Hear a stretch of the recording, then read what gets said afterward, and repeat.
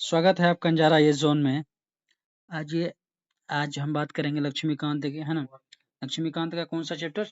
चौथा चैप्टर यानी 4th chapter के बारे में ज़रा देखते हैं रीड करके, है ना? यहाँ से बार-बार सवाल पूछे गए हैं। प्रिएम्बल ऑफ द कॉन्स्टिट्यूशन, है ना? संविधान की प्रस्तावना से बार-बार सवाल आए हैं, है ना? चाहे वो यूपी पीसीएस हो, किसी भी स्टेट पीसीएस हो या यूपीएससी हो, है ना? अगर जो पीवाईक्यू देखना चाहते हैं तो जाके हमारे चैनल में 2023 से लेकर 2025 तक के यूपीएससी का पीवाईक्यू डाला हुआ है ना? किस तरह से एलिमिनेशन टेक्निक लगाया जाता है उसमें बताया गया है ना? तो आप जाके देख सकते हैं।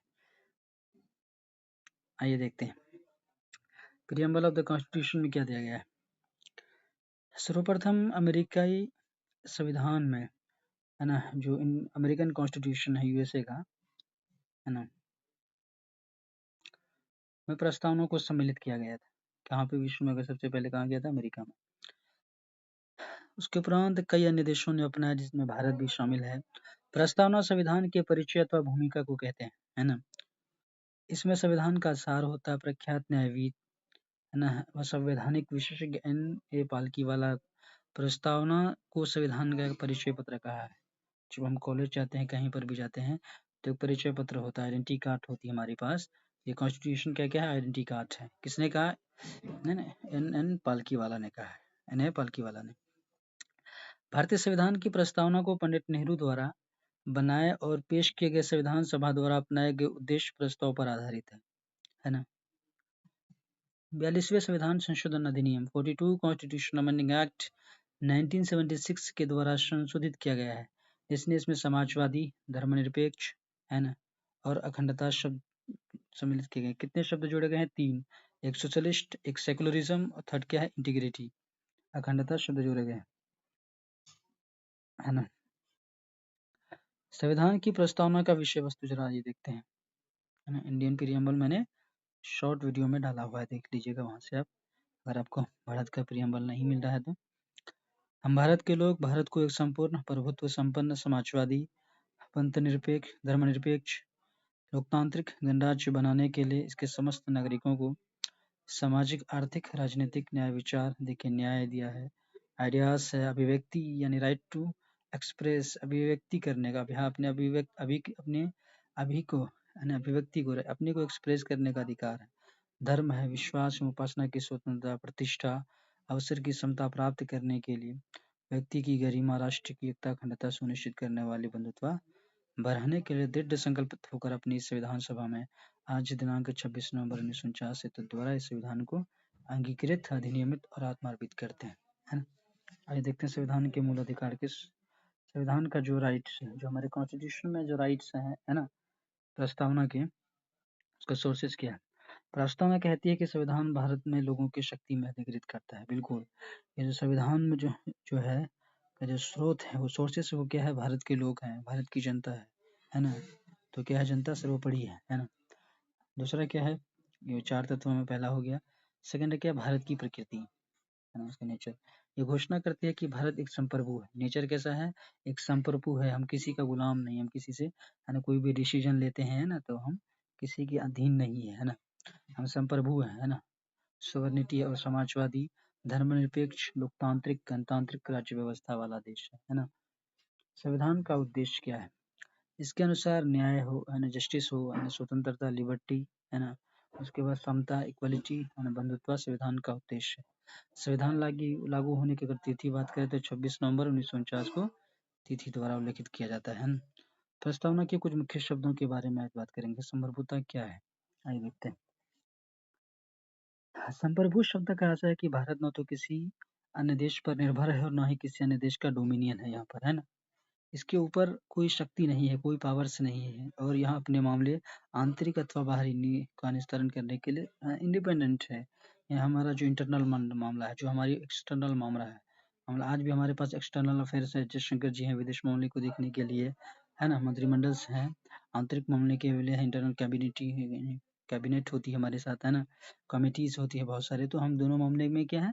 सवर्ण है ना, सवर्निटी है मेरे पास, इंडिपेंडेंट है, तो संप्रभुता इसको बोलते हैं।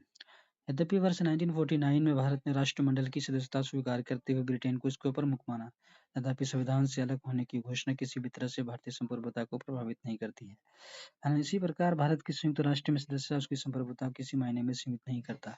एक संप्रभु राज्य होने के नाते भारत किसी विदेशी सीमा अधिग्रहण अथवा किसी अन्य देश के पक्ष में अपनी सीमा को किसी हिस्से पर दावा छोड़ सकता है, बिल्कुल, है ना। दूसरा क्या है, समाजवादी। 1976 के 42वें संविधान संशोधन के पहले भारत के संविधान में नीति निश्चित तत्व के रूप में समाजवादी लक्षण मौजूद थे, है ना। लक्ष्य मौजूद थे ये बात, लेकिन यूपीएससी में 2013 के पेपर को अगर आप उठा के देखें तो यहाँ से सवाल पूछा गया, अखंडता शब्द से मिलाकर, संप्रभु से मिलाकर कहे, है ना। एक स्टेट को बनने के लिए किन 4 चीजों की आवश्यकता होती है, आपको कमेंट करके जरूर बताना है। दूसरे शब्दों में जो बातें पहले संविधान में अंतर्निहित थी, है ना, यानी मौजूद थी, उसे स्पष्ट रूप से जोड़ दिया गया। फिर कांग्रेस पार्टी ने समाजवादी स्वरूप को स्थापित करने के लिए 1955 के आबादी सत्र में एक प्रस्ताव पारित कर उसके अनुसार कार्य किया। यह बात ध्यान देने योग्य है कि भारतीय समाजवाद, है ना, इंडियन सोशलिज्म लोकतांत्रिक डेमोक्रेटिक समाजवाद है, ना कि साम्यवादी समाजवाद है। ना कि साम्यवाद का मतलब हुआ कम्युनिस्ट है हम लोग, है ना, समाजवाद नहीं है, जिसे राष्ट्रशासित समाजवाद भी कहा जाता है। इसमें उत्पादन और वितरण के सभी साधनों का राष्ट्रीयकरण और निजी संपत्ति का उन्मूलन शामिल है, बिल्कुल। हम आज भी बहुत सारे जितने भी गुड्स एंड सर्विसेज का प्रोडक्शन होता है ना, उसको हम क्या कहते हैं, डिस्ट्रीब्यूशन क्या कहते हैं, नेशनलाइजेशन करते हैं ना, राष्ट्रीयकरण और निजी संपत्ति का उन्मूलन शामिल है। लोकतांत्रिक समाजवाद मिश्रित अर्थव्यवस्था में आस्था रखता है। क्या कहता है, लोकतांत्रिक जो समाजवाद है, डेमोक्रेटिक सोशलिज्म है, वो मिश्रित मिक्स्ड इकोनॉमी में आस्था रखता है, विश्वास रखता है, जहाँ सार्वजनिक व निजी क्षेत्र के साथ मौजूद रहते हैं। जैसे कि सर्वोच्च न्यायालय का कहता है कि लोकतांत्रिक समाजवाद का उद्देश्य गरीबी, उपेक्षा, बीमारी और अवसर की असमानता को समाप्त करना है। भारतीय समाजवाद मार्क्सवाद और गांधीवाद का मिला-जुला रूप है, जिसमें गांधीवादी समाजवाद की ओर ज्यादा झुका हुआ है ना। गांधी जी क्या बोलते थे, उसके बारे में दिया है। उदारीकरण, निजीकरण और वैश्वीकरण की नई आर्थिक नीति ने हालांकि भारत के समाजवादी प्रतिरूप को थोड़ा लचीला बनाया है। बिल्कुल दोस्तों, अगर 1991 की जो एलपीजी पॉलिसी आई है भारत में, लिबरलाइजेशन, प्राइवेटाइजेशन, है ना, ग्लोबलाइजेशन, तो कहीं ना कहीं जो गांधीवादी जो दृष्टिकोण है उसमें कहीं ना कहीं चेंजेस हो सकता है, क्योंकि दुनिया वैश्वीकरण के दौर में, कॉमर्शलाइजेशन का दौर है, टेक्नोलॉजी का, आर्टिफिशियल इंटेलिजेंस का दौर है, तो आप चाहेंगे कि उस तरह का रूप अपनाकर, है ना, तो समय के साथ परिवर्तन होना बहुत ही जरूरी है। इसलिए से थोड़ा, है ना, दृष्टिकोण यहाँ पे बदला है, इस तरह की बातें करता है। अब आते हैं धर्मनिरपेक्षता पर। धर्मनिरपेक्ष शब्दों को 42वें संविधान संशोधन अधिनियम 1976 द्वारा जोड़ा गया, जैसा कि उच्चतम न्यायालय ने सुप्रीम कोर्ट ने भी 1974 में कहा था। यद्यपि धर्मनिरपेक्ष राज्य शब्द अस्पष्ट संविधान में उल्लेख नहीं किया गया। आपको पूछेगा धर्मनिरपेक्ष राज्य संविधान के में किया गया, बिल्कुल नहीं किया गया, है ना। मूल संविधान में, इसमें कोई संदेह नहीं है कि संविधान के निर्माता ऐसे राज्यों की स्थापना करना चाहते थे। इसलिए संविधान में अनुच्छेद जो आर्टिकल है, अगर फंडामेंटल राइट है 25 से 28 तक, है ना, रिलीजियस, है ना, लिबर्टी, है ना, स्वतंत्रता का अधिकार, रिलीजियस फ्रीडम राइट्स जोड़े गए हमारे फंडामेंटल राइट्स हैं, है ना। लोकतांत्रिक बात करते हैं, चौथा है संविधान की प्रस्तावना में लोकतांत्रिक राज्य व्यवस्था की परिकल्पना की गई है, प्रचलित संप्रभुता के सिद्धांतों पर आधारित है, अर्थात सर्वोच्च शक्ति जनता के हाथों में है ना। लोकतंत्र दो प्रकार का होता है, प्रत्यक्ष व अप्रत्यक्ष। प्रत्यक्ष लोकतंत्र में लोग अपनी शक्ति का इस्तेमाल प्रत्यक्ष रूप से करते हैं, जैसे स्विट्जरलैंड में है, छोटा छोटा देश है, इसीलिए वहाँ पे, है ना, डायरेक्ट डेमोक्रेसी का यूज होता है।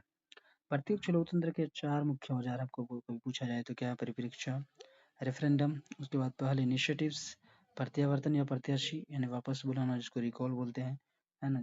फोर्थ है क्या, संग्रह प्लेबिसाइट्स। दूसरी ओर अप्रत्यक्ष लोकतंत्र में लोगों द्वारा चुने गए प्रतिनिधि सर्वोच्च शक्ति का इस्तेमाल करते हैं और सरकार चलाते हैं, वे कानूनों का निर्माण करते हैं। इस प्रकार लोकतंत्र के प्रतिनिधि को क्या कहते हैं, लोकतंत्र भी कहा जाता है, रिप्रेजेंटेटिव डेमोक्रेसी भी कहा जाता है। ये दो प्रकार का होता है, संसदीय और राष्ट्रपति के अधीन। तो हमारे यहाँ कौन सी है, संसदीय, पार्लियामेंट्री फॉर्म ऑफ गवर्नमेंट है ना, राष्ट्रपति अध्यक्ष, है ना, प्रेसिडेंशियल फॉर्म ऑफ गवर्नमेंट कहाँ पे है, यूएसए में, है ना, जैसे डोनाल्ड ट्रंप जी है। भारतीय संविधान में प्रतिनिधि संसदीय लोकतंत्र की व्यवस्था है, जिसमें कार्यकारिणी एंड एग्जीक्यूटिव अपनी सभी नीतियों और कार्यों के लिए विधायिका के प्रति क्या है, जवाबदेह है। वयस्क मताधिकार, सामूहिक चुनाव, कानून की सर्वोच्चता, है ना, कानून की सर्वोच्चता है, न्यायपालिका की स्वतंत्रता व भेदभाव का अभाव है। भारतीय राज्य व्यवस्था के लोकतांत्रिक लक्षण के स्वरूप हैं ये सब। संविधान की प्रस्तावना में लोकतांत्रिक शब्द का इस्तेमाल विरत रूप में किया है। इसमें न केवल राजनीतिक लोकतंत्र बल्कि सामाजिक व आर्थिक लोकतंत्र को भी शामिल किया गया है। इस आयाम पर डॉक्टर अम्बेडकर ने 25 नवंबर 1949 को संविधान सभा में दिए गए अपने समापन भाषण में विशेष बल देते हुए कहा था, राजनीतिक लोकतंत्र तब तक अस्थायी नहीं बन सकता जब तक उसके मूल में सामाजिक लोकतंत्र नहीं हो। सामाजिक लोकतंत्र का क्या अर्थ है? इसका अर्थ है वह जीवन शैली जो स्वाधीनता, समानता तथा है ना, भाईचारे की मान्यता देता हो। स्वाधीनता, समानता और है ना, भाईचारे के सिद्धांतों से अलग एक तरी के रूप में नहीं देखा जाना चाहिए, है ना। ये आपस में मिलकर एक तरह की रचना इस अर्थ में करते हैं कि यदि इनमें से एक को भी अलग कर दिया जाए तो लोकतंत्र का उद्देश्य ही पराजित हो जाता है। स्वाधीनता को समानता से अलग नहीं किया जा सकता और समानता को स्वाधीनता से अलग नहीं किया जा सकता। उसी प्रकार स्वाधीनता और समानता में को है ना भ्रातृत्व, भाईचारा या बंधुत्व से भी अलग नहीं किया जा सकता। समानता के अभाव में स्वाधीनता का कुछ आधिपत्य अनेक पर स्थापित होने की स्थिति में बनेगी, है ना। अब देखिए यहाँ पे क्या कह रहा है। इस संदर्भ में सर्वोच्च न्यायालय 1997 में व्यवस्था दी कि संविधान एक समतापूर्व सामाजिक व्यवस्था की स्थापना का क्या लक्ष्य रखता है ना। अब ये गणतंत्र रिपब्लिक किसको कहते हैं ना। एक लोकतांत्रिक राज्य व्यवस्था के दो वर्गों में बांटा जा सकता है, राजेशाही और गणतंत्र। राजेशाही व्यवस्था में राज्य का प्रमुख आमतौर पर राजा या रानी होता है, इसलिए ब्रिटेन में है। उत्तराधिकारिता के माध्यम से पद पर आसीन होता है ना, सक्सेशन के आधार पर है माध्यम से वो अपने है ना पद पर आसीन होते हैं, जैसा कि ब्रिटेन में है। वहीं गणतंत्र में राज्य का प्रमुख हमेशा प्रत्यक्ष अथवा अप्रत्यक्ष रूप से निश्चित समय के लिए चुनकर आता है, जैसे कि अमेरिका में है। हाँ। इसलिए भारतीय संविधान की प्रस्तावना में गणतंत्र का अर्थ यह है कि भारत का प्रमुख अर्थात राष्ट्रपति चुनाव के जरिए सत्ता में आएगा। अगर आर्टिकल 51 या 50 को देखें तो उसमें साफ साफ लिखा हुआ है कि भारत का एक राष्ट्रपति होगा, है ना। भाग 5 में अगर हम देखें आर्टिकल्स में, उसका चुनाव 5 वर्ष के लिए अप्रत्यक्ष रूप से किया जाता है। गणतंत्र में अर्थ दो और बातें शामिल है। पहली यह है कि राजनीतिक संप्रभुता, पॉलिटिकल सोवरेनिटी किसी एक व्यक्ति जैसा राजा के हाथ में होने की बजाय लोगों के हाथ में होती है। दूसरी ओर किसी विशेष अधिकार प्रिविलेज्ड प्राप्त वर्ग की अनुपस्थिति, इसलिए हर सार्वजनिक कार्यालय बगैर किसी डिस्क्रिमिनेशन के प्रत्येक नागरिक के लिए खुला होगा। अब देखिए न्याय की बात करते हैं, जस्टिस की बात। प्रस्तावना में न्याय 3 भिन्न रूपों में शामिल है, सामाजिक, आर्थिक व राजनीतिक। इनकी सुरक्षा मौलिक अधिकार व नीति निर्देशक सिद्धांतों के विभिन्न उपबंधों में किए गए हैं। सामाजिक न्याय का अर्थ है कि हर व्यक्ति के साथ जाति, रंग, धर्म, लिंग के आधार पर बिना भेदभाव के समान व्यवहार। इसका मतलब है समाज में किसी वर्ग विशेष के लिए विशेष अधिकारों की अनुपस्थिति और अनुसूचित जाति, जनजाति, अन्य पिछड़े वर्गों तथा महिलाओं की स्थिति में सुधार। आर्थिक न्याय का अर्थ है कि आर्थिक कारणों के आधार पर किसी भी व्यक्ति से भेदभाव नहीं किया जाएगा। इसमें संपदा, आय व संपत्ति की असमानता को दूर करना भी शामिल है। सामाजिक और न्याय का आर्थिक न्याय से मिला-जुला अनुपाती यानी कि प्रोपोर्शनल जस्टिस को परिलक्षित करता है। राजनीतिक न्याय का अर्थ है कि हर व्यक्ति को समान राजनीतिक इक्वल पॉलिटिकल है ना राइट्स प्राप्त होंगे, चाहे वह राजनीतिक दफ्तरों में प्रवेश की बात हो अथवा अपने बात सरकार तक पहुंचाने का अधिकार हो, है ना। सामाजिक, आर्थिक व राजनीतिक न्याय, है ना, जो सामाजिक है, इकोनॉमिक और पॉलिटिकल न्याय के इन तत्वों को 1917 में कहाँ से लिया गया है? रूसी क्रांति से लिया गया है ना। स्वतंत्रता की बात आइए करते हैं, है ना, लिबर्टी के बारे में। स्वतंत्रता का अर्थ है लोगों की गतिविधियों पर किसी प्रकार की रोक-टोक की अनुपस्थिति तथा साथ ही व्यक्ति के विकास के लिए अवसर प्रदान करना। स्वतंत्रता के लिए कि क्या हम किस तरह के कपड़े पहने, किस तरह की एक्टिविटीज़ करें, तो इसमें किस तरह का है ना जो रिस्ट्रिक्शंस है, वो नहीं लगाया जाए, है ना। तो प्रस्तावना हर व्यक्ति के लिए मौलिक अधिकार जो हमारे फंडामेंटल राइट्स के ज़रिए अभिव्यक्ति, है ना, अपने आप व्यक्त करने का माध्यम, विश्वास, बिलीफ, धर्म और उपासना की स्वतंत्रता सुरक्षित करती है।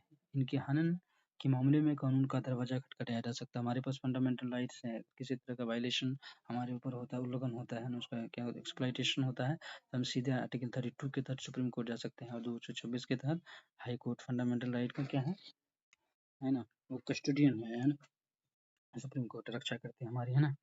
तो डेमोक्रेसी का मंदिर है।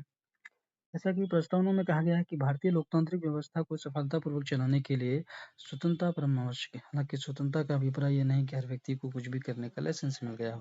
बिल्कुल, स्वतंत्रता के अधिकार का इस्तेमाल संविधान में लिखी सीमाओं के भीतर किया जा सकता है। संक्षेप में कहा जाए तो प्रस्तावना प्रदत्त स्वतंत्रता मौलिक अधिकार शर्त रहित नहीं है। हमारी प्रस्तावना में स्वतंत्रता, समानता और बंधुत्व के आदर्शों को फ्रांसीसी क्रांति, है ना, फ्रांस की क्रांति से लिया गया है ना। तो जो हमारे जो अंदर जो लिबर्टी है, स्वतंत्रता है, आर्टिकल 15 में अगर हम बात करें, तो किस तरह की है? एब्सोल्यूट नहीं है ना? एब्सोल्यूट फंडामेंटल राइट्स, हमारे फंडामेंटल राइट पूरे एब्सोल्यूट फंडामेंटल राइट नहीं है।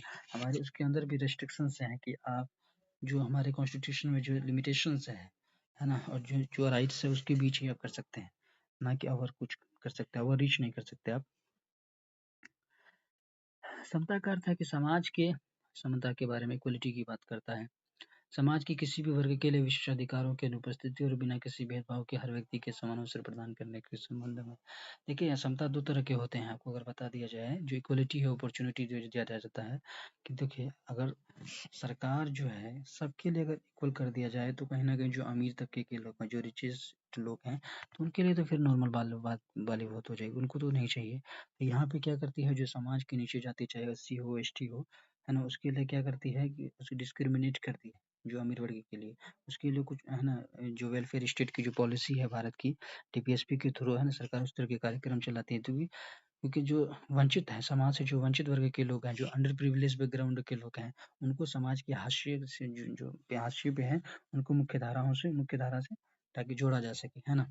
है ना? आज भी अगर कोई बच्चे चाहे नीट हो या यूपीएससी में जो टॉप करते हैं, अगर आप उसका बैकग्राउंड देखिए, उसके परिवार को, और किसी जो आदिवासी जो परिवार के बच्चे हैं, जो एससी-एसटी कास्ट के हैं, चाहे वो अदर बैकवर्ड किसी भी कास्ट से हो, जनरल क्लास से भी हो सकते हैं। ऐसा थोड़ी है कि हर जनरल क्लास वाले अमीर ही हो सकते हैं, बिल्कुल नहीं, है ना?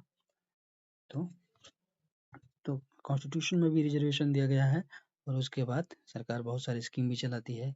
तो यहाँ पे डिफरेंशिएट करता है, तो सकारात्मक पक्ष भी है और नकारात्मक पक्ष भी है समता का। आइए ज़रा देखते हैं। भारतीय संविधान की प्रस्तावना हर नागरिक को स्थिति और अवसर की समता प्रदान करती है। इस उपबंध में समता के 3 डायमेंशंस हैं, शामिल हैं, नागरिक, राजनीतिक, आर्थिक, है ना? सिटीजनशिप है, सिविलियंस है, पॉलिटिकल और इकोनॉमिकली है। विधि के समक्ष समता अनुच्छेद 14 में है, आर्टिकल 14 में है।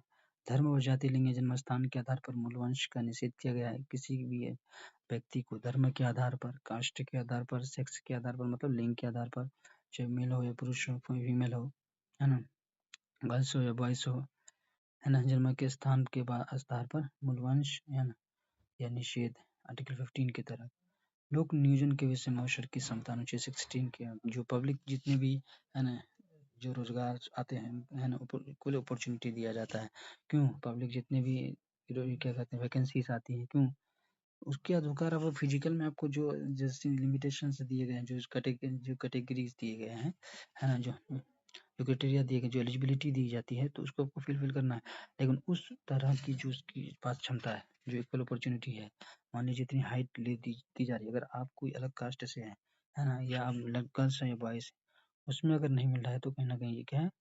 फंडामेंटल राइट का उल्लंघन है। अस्पृश्यता का अंत, आर्टिकल 17, है ना? किसी के साथ छुआ-छूत करते हैं। अब बताइए, सभी जिस चीज़ों को अभी हम पढ़ाई कर रहे हैं, जो अब हम बता रहे हैं, इस कॉन्स्टिट्यूशन को लिखने वाला जो बाबा साहब भीमराव अम्बेडकर है ना? आज उसको पूरी भारत जो है, क्योंकि भारत जो चलता है संविधान से चलता है, ना कि किसी भी, है ना, पार्लियामेंट्री फॉर्म से, है ना?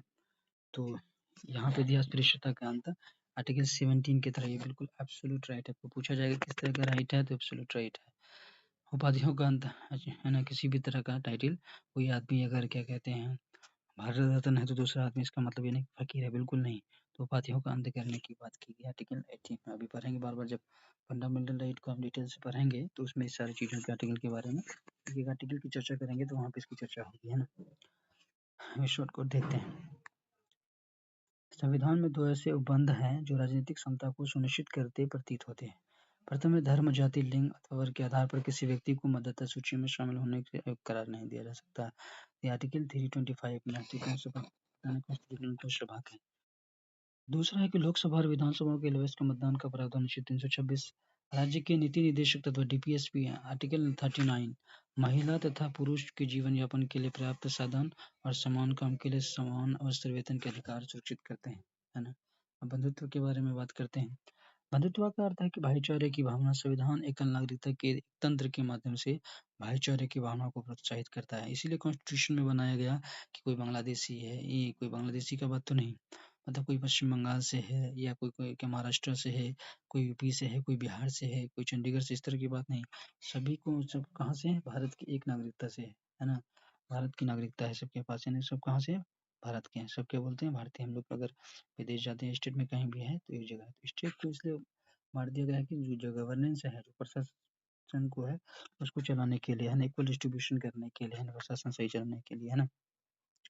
स्टेट लिस्ट है ना और यूनियन लिस्ट, कंकरेंट लिस्ट में बाँटा हुआ है सबका क्षेत्र है ना।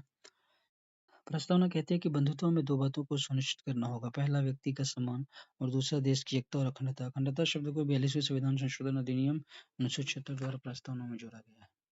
ये देखते हैं यहाँ पे। संविधान सभा की प्रारूप समिति के सदस्य के मुंशी उनके अनुसार व्यक्ति के गौरव का अर्थ यह है कि संविधान में न केवल वास्तविक रूप में भलाई अथवा लोकतांत्रिक तंत्र की मौजूदगी सुरक्षित करता, बल्कि ये भी मानता है कि हर व्यक्ति का व्यक्तित्व पवित्र है। इस पर किसी व्यक्ति के गौरव को सुनिश्चित करने वाले मौलिक अधिकार और नीति निर्देशक तत्वों को कुछ प्रावधान बल देते हैं।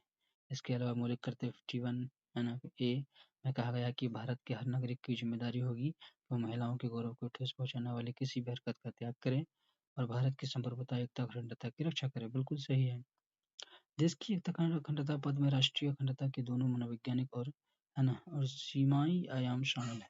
अनुच्छेद वध में भारत का वर्णन राज्यों के संघ के रूप में किया गया है ताकि यह बात स्पष्ट हो जाए कि राज्यों को संघ से अलग होने का कोई अधिकार नहीं है। इससे भारतीय संघ की बदली ना जा सकने वाली प्रकृति का परिलक्षण होता है।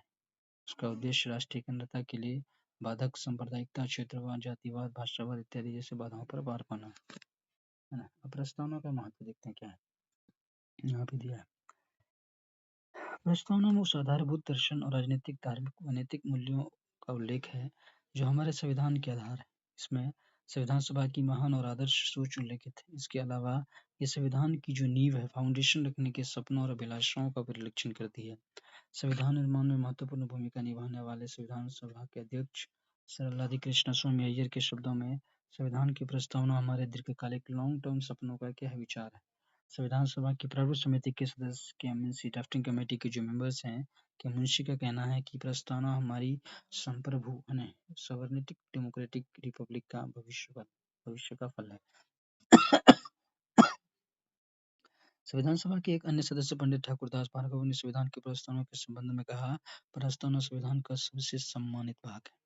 ये संविधान की आत्मा है, ये संविधान की कुंजी है, ये संविधान का आभूषण है, ये एक उचित स्थान है जहाँ कोई भी संविधान का मूल्यांकन कर सकता है। सुप्रसिद्ध अंग्रेज राजनीतिक शास्त्री सर अर्नेस्ट बार्कर संविधान की प्रस्तावना लिखने वाले को राजनीतिक बुद्धिजीवी कहकर अपने सम्मान देते हुए प्रस्तावना को संविधान की कुंजी नोट कहते हैं, है ना। ये जरा यहाँ पे देखते हैं। वह प्रस्तावना के पाठ से इतने प्रभावित थे कि उन्होंने अपनी प्रसिद्ध पुस्तक principle of social and political theory 1951 में की शुरुआत में इसका उल्लेख किया। भारत के पूर्व मुख्य न्यायाधीश एम हिदायतुल्लाह मानते हैं कि प्रस्तावना अमेरिका की स्वतंत्रता की घोषणा के समान है, लेकिन यह घोषणा से भी ज्यादा है। हमारे संविधान की आत्मा, जिसमें हमारे राजनीतिक समाज के तौर तरीके को दर्शाया गया है, इसमें गंभीर संकल्प शामिल है जिन्हें एक क्रांति का परिवर्तित कर सकती है। संविधान के एक भाग के रूप में प्रस्तावनाओं को लेकर एक विवाद रहता है। क्या यह संविधान का एक भाग है या नहीं? बहुबारी संघ मामले 1963 में उच्चतम न्यायालय ने कहा कि प्रस्तावना संविधान में निहित राष्ट्र समायोजनों और परियोजनाओं को दर्शाता है और इसलिए संविधान निर्माताओं के मस्तिष्क के लिए कुंजी है। इसके अतिरिक्त अनुच्छेद में प्रयोग की गई व्यवस्थाओं के अनेक अर्थ निकलते हैं। इस व्यवस्था के उद्देश्य प्रस्तावना में शामिल किया गया है। प्रस्तावना की विशेषता को स्वीकारने के लिए इस उद्देश्य के बारे में व्याख्या करते हुए उच्चतम न्यायालय ने कहा कि प्रस्तावना संविधान का भाग नहीं है। किसमें? बहुबारी संघ मामले में, अवंकेश्वरानंदन भारती मामले 1973 में। उच्चतम न्यायालय ने पूर्व व्याख्या को अस्वीकार कर दी, व्यवस्था दी कि प्रस्तावना संविधान का एक भाग इसमें माना गया है। बिल्कुल। आइए जरा यहाँ पे देखते हैं। प्रस्तावना तो विधायिका का शक्ति का स्रोत है और न्याय की शक्तियों पर प्रतिबंध लगाने का स्रोत है। जो हमारे प्रियम्बल है, नॉन जस्टिसेबल है, याद रखना है। ये गैर न्यायिक अर्थात जिसकी व्यवस्था न्यायालय की चुनौती नहीं जा सकती, है ना। तो नॉन जस्टिसेबल है तो ये न्यायालय में चुनौती नहीं दी जा सकती। प्रथम प्रस्तावना संशोधन की संभावना के बारे में देखते हैं क्या दिया गया। क्या प्रस्तावना में संशोधन की धारा 368 के तहत संशोधन किया जा सकता है? ये प्रश्न पहली बार ऐतिहासिक केशवानंदन भारती मामले 1973 में उठा था। ये विचार सामने आया कि इसमें संशोधन नहीं किया जा सकता है क्योंकि संविधान का भाग नहीं। याचिकाकर्ता ने कहा कि अनुच्छेद 368 के जरिए संविधान के मूल तत्व, मूल विशेषताओं जो कि प्रस्तावना में उल्लिखित है, को ध्वस्त करने वाले संशोधन नहीं किया जा सकता। हालांकि उच्चतम न्यायालय सुप्रीम कोर्ट ने व्यवस्था दी कि प्रस्तावना संविधान का एक भाग है। न्यायालय ने अपने ये मत बेरुबारी संघ 1960 के तहत कहा और पूर्व में इसमें केस में संदर्भित किया निर्णय गलत सा था और कहा कि प्रस्तावना को संशोधित किया जा सकता है, बशर्ते मूल विशेषताओं में संशोधित नहीं किया जाए। दूसरे शब्दों में न्यायालय ने व्यवस्था दी कि प्रस्तावना में निहित मूल विशेषताओं को अनुच्छेद 367 भाग 20 के तहत संशोधित नहीं किया जा सकता। यहाँ पे दिया गया है। अब तक प्रस्तावना को केवल एक बार 42वें संविधान संशोधन अधिनियम 1976 के तहत संशोधित किया गया है। इसके जरिए इसमें 3 नए शब्द जोड़े गए, समाजवादी, धर्मनिरपेक्ष, अखंडता और संशोधन को वैध भी ठहराया गया है ना। देखिए इसमें शब्दों के बारे में दिया है, ये आ जाएगा 5th चैप्टर। तो आपको कैसा लगा कमेंट करके ज़रूर बताएं, है ना। मिलते हैं नेक्स्ट वीडियो के साथ, मिलेंगे 5th चैप्टर के साथ अगले वीडियो में।